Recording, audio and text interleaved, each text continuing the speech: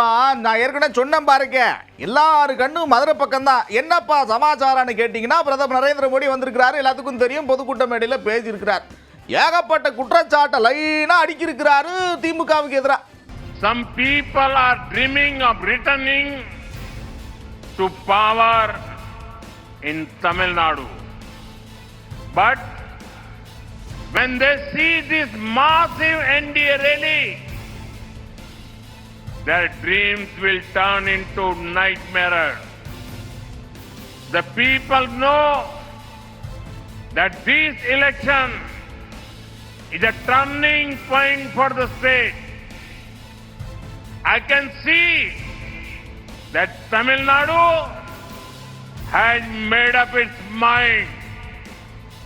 The people have decided that DMK has to be sent out.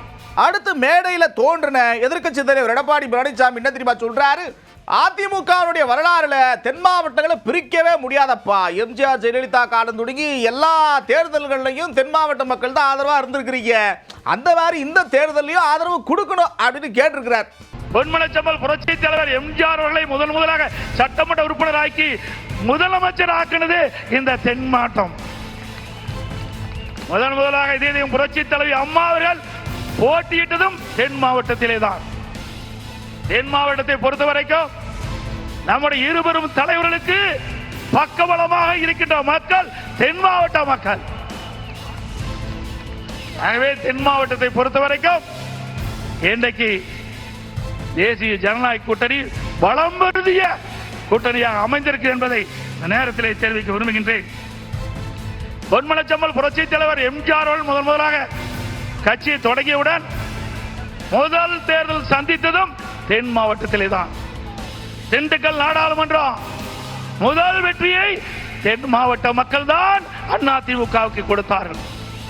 அதேபோல் நடைபெறுகின்ற சட்டமன்ற பொது தேர்தலையும் தேசிய ஜனநாயக கூட்டணிக்கு அதிக இடங்களிலே கொடுத்து அதிமுக ஆட்சி வரைக்கும் தென் மாவட்ட மக்கள் துணை நிற்பார்கள்.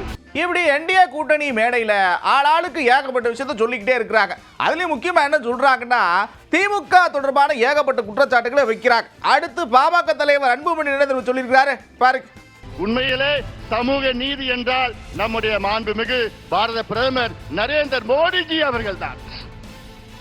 ஆனால் சமூக நீதி எங்கள் உயிர் மூச்சு என்று வீர முழக்கம் சொல்லுகின்ற திமுக, குறிப்பாக ஸ்டாலின் அவர்களே, உங்களுக்கும் சமூக நீதிக்கும் எல்லளவும் சம்பந்தம் கிடையாது.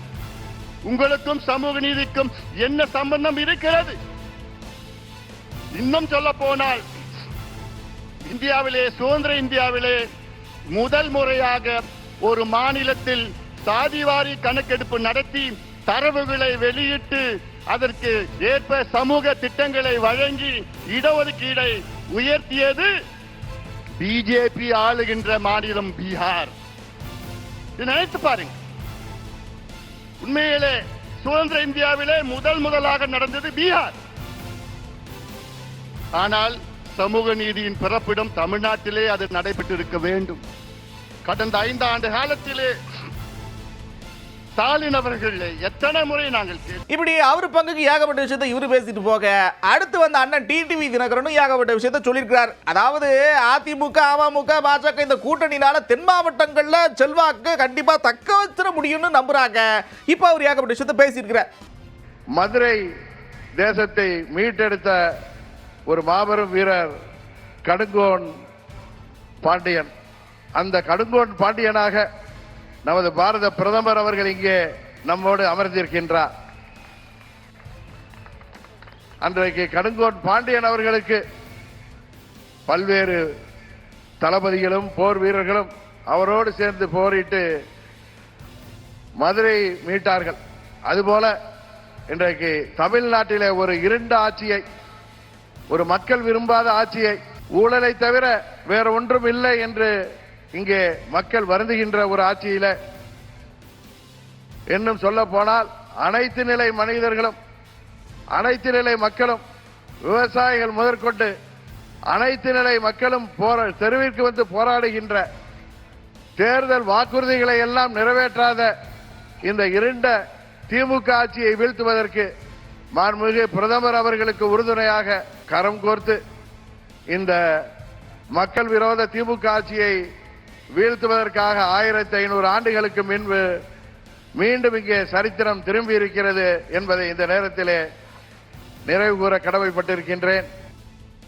ஒரு பக்கம் மண்டேலா நகர்ல என்டிஏ கூட்டணி மேடையில தொடர்ச்சியா திமுக மேல அடுக்கடுக்கான குற்றச்சாட்டுகளை சொல்ல திமுக தரப்புல அதுக்கு பதிலடி கொடுத்திருக்கிறாங்க. மோடிக்கு தமிழ்நாடே தெரியாது. தமிழ்நாட்டுக்கு எதையும் செய்யக்கூடாது என்று நினைப்பவர்.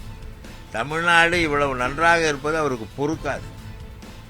அதனாலே இங்கே திமுக மீது பழியை போட்டுக் கொண்டிருக்கிறார். இங்கே உள்ள ஏழை எளிய மக்கள் அனைவரும் மகிழ்ச்சியாக இருக்கிறார்கள் இந்த ஆட்சியின் காரணமாக. கல்வியிலே முன்னேற்றம், உற்பத்தியிலே முன்னேற்றம், வேலை வாய்ப்புகளிலே முன்னேற்றம் என்று, பெண் உரிமையில் முன்னேற்றம் என்று எல்லா வகையிலும் தமிழ்நாடு முன்னேறி இருப்பது என்பது அவர்களுடைய மதவாதத்திற்கு எதிரானது. அவர் தமிழ்நாட்டுக்கென்று அவர் செய்த திட்டம் என்ன என்று சொல்லட்டும். மதுரைக்கு போனதுனால மதுரையை பேசுகிறார். மதுரையில் ஏன் எய்ம்ஸ் வரல, மதுரையில் ஏன் நீங்கள் மெட்ரோ ரயிலை தடுத்தீர்கள், இரண்டுக்கும் மட்டும் விளக்கம் சொல்லட்டும். அது அவர் அடிமை. எடப்பாடி அடிமையாகிவிட்டார். எடப்பாடியை விட்டு பலரும் அந்த கட்சியிலிருந்து வெளியேறுவதற்கு காரணமே எடப்பாடி பாஜகவின் அடிமையாக இருக்கிறார். வரட்டும் வரட்டும், இப்படி வந்துகிட்டே இருப்பாங்க. தேர்தல் முடிகிற வரைக்கும் பிரதமர் நரேந்திர மோடி, மத்திய உள்துறை அமைச்சர் அமித்ஷா இப்படி ஆகட்டும் பேர் வந்துகிட்டே தான் இருப்பாங்க. அவங்க எத்தனை முறை வந்தாலும் தமிழ்நாடு மக்கள் தெளிவா இருக்கிறாங்கன்னு சொல்றாரு விசிக தலைவர் திருமாவளவன். தமிழகத்திற்கு மோடி அவர்களும் அமித்ஷா அவர்களும் வருகை தருவது ஒன்றும் புதிதல்ல. அடிக்கடி அவர்கள் ஒவ்வொரு தேர்தலின் போதும் வந்திருக்கிறார்கள். ஒவ்வொரு தேர்தலின் போதும் பல உறுதிமொழிகளை தந்திருக்கிறார்கள். ஆனால் தமிழ்நாட்டில் இதுவரை அவர்கள் எதிர்பார்த்த எதுவும் நடக்கவில்லை என்பதுதான் கசப்பான உண்மை. இந்த தேர்தலிலும் அவர்கள் எத்தனை முறை இங்கே வந்து போனாலும் அவர்கள் எதிர்பார்ப்பது நிறைவேறப்போவதில்லை. பல மேடைகள்ல அதிமுகவுக்கு ஆபத்து, அதிமுகவை பாஜக விழுங்க பாக்குது, இப்படி ஏகப்பட்ட விஷயத்தை சொன்ன அண்ணன் இப்ப என்ன தெரியுமா சொல்றாரு? அவ்வளவு லேசுப்பட்ட காரியம் கிடையாதுங்க, திராவிட கட்சிக்கு அதிமுக அதெல்லாம் தெளிவா இருப்பாங்க அப்படின்னு சொல்றார். நிதிஷ்குமார் அவர்களை பாரதிய ஜனதா கையாண்டதைப் போல தமிழ்நாட்டில் அதிமுகவையோ அல்லது திமுகவையோ அவ்வளவு எளிதாக கையாண்டுவிட முடியாது. அதிமுக நமக்கு மாறுபட்ட கருத்தை கொண்டிருந்தாலும், பாஜகவோடு கூட்டணி வைத்திருந்தாலும் அதற்கென்று ஒரு தனித்தன்மை இருக்கிறது. ஏனென்றால் அது ஒரு திராவிட இயக்கம். எனவே அவ்வளவு இலகுவாக பாஜகவால் அதிமுகவை விழுங்கி செறித்து விட முடியாது என்று நான் நினைக்கிறேன். முன்னாள் முதலமைச்சர் ஓ பன்னீர்செல்வம் திமுக இணைஞ்சதுக்கு அப்புறம் ஏகப்பட்ட விமர்சனம் எல்லாம் வந்துச்சு. இப்படி செஞ்சு விட்டாரு, வளர்த்த கடா மார்ல முட்ட மாதிரி செஞ்சு விட்டாரு, இதெல்லாம் சரியா அப்படின்னு ஏகப்பட்ட கேள்விகளா கேட்டுக்கிட்டே இருந்தாங்க எதிர் தரப்புல. இப்ப அதுக்கு அண்ணா அவர் பாணியில ஒரு பதில் சொல்லியிருக்கிறார் பாருங்க. பாஜகவோடு எந்த காலத்திலும் கூட்டணி வைத்துக் கொள்ளாது அதிமுக என்று திரும்ப திரும்ப வலியுறுத்தி சொன்னவர் தான் ஜெயலலிதா அம்மையார். அவருடைய விருப்பத்திற்கு மாறாக பாஜகவோடு அதிமுக கூட்டணி அமைத்ததுதான் ஜெயலலிதா அம்மையாரின் முதுகில் குத்திய துரோக செயல்.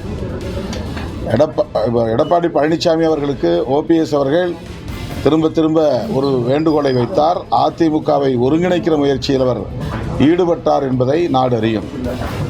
ஆனாலும் ஓபிஎஸ் அவர்களை அதிமுக ஒரு கட்சியாகவோ இணைத்துக் கொள்ளவில்லை, அல்லது அதிமுகவில் ஒரு உறுப்பினராக கூட அவரை இணைத்துக் கொள்ள தயாராக இல்லை என்கிற நிலையில்தான் அவர் இந்த முடிவை எடுக்க நேர்ந்தது. அடுத்த அண்ணன் கார்த்திக் சிதம்பரம் ஒரு விஷயத்தை சொல்றாரு. எத்தனை முயற்சி பண்ணாலும் அதெல்லாம் ஒன்றும் செய்ய முடியாதப்பா. மத நல்லிணக்கம் அதிலெல்லாம் சரியா இருப்பாங்க மக்கள். நீங்க ஏதாவது ஒரு பிரச்சனையை உருவாக்கணும்னு முயற்சி பண்ணிக்கிட்டே இருக்கிறீங்க. எங்க வழிபாட்டு முறை, எங்க கலாச்சாரம் இதெல்லாம் எங்களுக்கு தெரியுமப்பா, அதெல்லாம் சரியா தான் நடக்கும், உங்களால ஒன்றும் பண்ண முடியாதுன்னு சொல்றாரு. தமிழ்நாட்டில் இருக்கவங்க எல்லாருக்கும் தெரியும், நம்மளுடைய மத பழக்கத்திலையோ நம்மளுடைய பாரம்பரியத்திலோ எந்தவித தடையும் கிடையாது. தமிழ்நாட்டில் நம்ம எல்லாரும் பாத யாத்திரைக்கு, தைப்பூசத்துக்கு பாத யாத்திரை போகிறோம், தீபத்துக்கு தீபம் ஏற்றுறோம், வீட்லையும் ஏற்றுறோம், கோயிலையும் ஏற்றுறோம், எங்கேயும் தடை கிடையாது. இவங்களா ஏதோ ஒரு கான்ட்ரவர்சியை கிரியேட் பண்ணி ஏதோ புதிதாக பழக்க வழக்கங்களை எல்லாம் திணித்து நீதிமன்றத்தின் மூலமாக ஒரு பெட்டிஷனை போட்டு தலையிட்டு எப்பவுமே பிஜேபிக்கு தானே வேலை. ஏதாவது புதுசாக ஒரு கிளற வேண்டியதான வேலையை ஒழிய இங்கே யாராவது முருக பக்தருக்கு யாருக்காவது எந்த தடை இருக்கா? என் பேரே முருகனுக்காக தான் வச்சுருக்காங்க அம்மா அப்பா. நான் போகாத முருகன் கோயிலா? ஏதாவது தடை இருக்கா? நான் போகிறதுக்கு தடை இருக்கா? இல்லை உங்களுக்கு போகிறதுக்கு தடை இருக்கா? யாருக்கும் எந்த தடையும் கிடையாது.